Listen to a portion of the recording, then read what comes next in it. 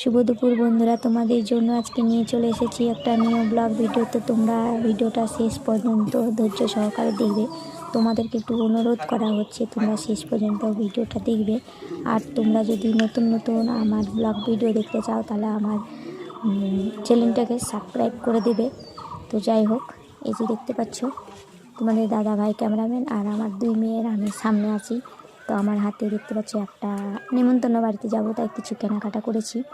তো জায়গাটি আমাদের মুর্শিদাবাদে অবস্থিত, লালবাগ বাগডহরা। তো তোমরা যদি পারো তো চলে এসো। তো এখানে নবাব সিরাজউদ্দৌলা এবং তাদের ওনার সেনাপতিদের সমাধি দেওয়া হয়েছিল। জায়গাটা খুব সুন্দর, ভালো লাগবে তোমাদেরকে। তোমরা যদি আসো একবার এসে ঘুরে যাও। তোমরা হয়তো অনেকেই ভাবছো দিদি ভাই হিন্দু আর মুসলিমদের মসজিদে চলে গিয়েছে। তো আমি জাতপাত ভেদাভেদ করি না, মানি না, কারণ ওনারা ওনাদের ধর্মশাস্ত্র মতে চলে, আমরা আমাদের ধর্মশাস্ত্র মতে চলি। জাতপাত যারা বিচার করে তাদের মধ্যে কিন্তু ভেদাভেদ জন্মায়। তো আমি সেগুলো মনে করি না, মানুষ সবার সমান। তো এই যে তোমরা দেখতে পাচ্ছ সামনে এখানেই নবাবকে সমাধি দেওয়া হয়েছিল। তো এখানে ঢুকতে আমার মেয়ের একটু ভয় পাচ্ছে, কারণ ওরা বাচ্চা, ভয় তো পাবেই, কারণ আমারই তো একটু ভয় পাচ্ছে। হ্যাঁ, তো যাই হোক, আমি অনেক দিন ধরে ভাবছিলাম জায়গাটাতে আসবো, নাম শুনেছি অনেকবার আমি। তো এই যে দেখতে পাচ্ছ এটাই নবাবের সমাধিস্থান। তো ওনাদের সেনাপতিদেরও এখানে সমাধি দেওয়া হয়েছে। তো মসজিদটা অনেক বড়সড় জায়গা নিয়েই কিন্তু তৈরি করা হয়েছে।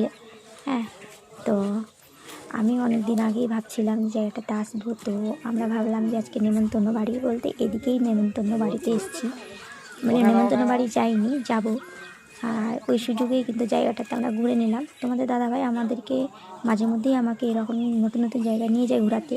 হ্যাঁ, তো তোমরা দেখেছো অনেক দিন ধরে আমি ভাটায় কাজ করছিলাম, ওই কারণে আমি তোমাদের জন্য নতুন নতুন ব্লগ ভিডিও আনতে পারিনি।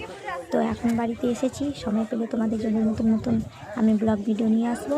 আর তোমরা আমাকে পাশে থেকেও সাপোর্ট করো, অবশ্যই তোমরা আমার নিউ ব্লগ ভিডিওগুলো দেখতে পাবে। আর তোমরা যেভাবে আমাকে ভালোবাসো সেভাবে আশা করি। দেখতে পাচ্ছ এই লোকগুলো এসছে অনেক দূর থেকে, আমাদের কথাবার্তা শুনে বোঝা গেল। তো যাই হোক, আমি জায়গাটাতে আসতে পেরেছি, এটাই আমার, কারণ আমি অনেক দিন ধরেই ভাবছিলাম জায়গাটাতে ঘুরতে যাব। তো আজকে শেষমেশ চলে আসলাম। তো জায়গাটাতে এসে আমার ভালো লাগলো। আমি অনেকগুলো ভিডিও করেছি এখানে, আস্তে আস্তে একটা দুটো করে আমি ভিডিও পোস্ট করবো, তোমরা দেখতে পাবে। তো আশা করি জায়গাটা তোমাদেরকে ভালো লেগেছে, তোমরা কমেন্ট করে জানাবে। আর তারপর তোমরা এখানে চলে এসো।